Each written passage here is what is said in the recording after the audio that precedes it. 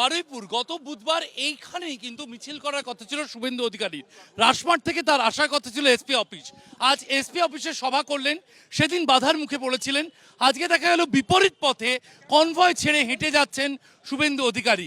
Convoy ছেড়ে হেঁটে যাচ্ছেন আজকে। আমরা হাঁটি তো, আমাদের হেলিকপ্টার নেই তো।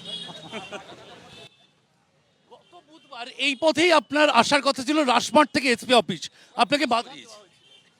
ওটা পুলিশ করিয়েছে, পলাশ ঢালি করিয়েছে ভাইপোর নির্দেশ। ওরা তো ভীতু, তৃণমূল মানে ভীতু। আজকে হাইকোর্টের অর্ডার হয়েছে, পুলিশ বলেছে ভাই করোনা, আমি বিপদে পড়বো, ওরা আসেন। আজ বিপরীত পথে আপনি হাঁটছেন, গত বুধবার যে পথে আপনার আসার কথা ছিল।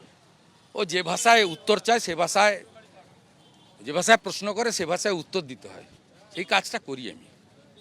মমতা ব্যানার্জি আমাকে হারাতে গেছিলো, আমি ওনাকে হারিয়েছি। আবার চ্যালেঞ্জ করেছি ভবানীপুরে হারাবো। ওরা যে ভাষায় সন্তুষ্ট হবে সেই ভাষায় উত্তর দিতে হবে, এটা পশ্চিমবঙ্গে দরকার। আজকে আপনি বললেন যাদের যাদের জেলে দেখতে চান তাদের জেলেই দেখতে পাবেন, পরিবেশ তৈরি কত। মোদিজির নেতৃত্বে চোরেরা জেলে গেছে, বড় চোরেরাও যাবে, তো সময়ের অপেক্ষা। মোদিজি যদি প্রধানমন্ত্রী না হতেন তাহলে অনুব্রত মণ্ডল, শেখ শাহজাহান, জ্যোতিপ্রিয় মল্লিক এরা কি জেলে যেত নাকি?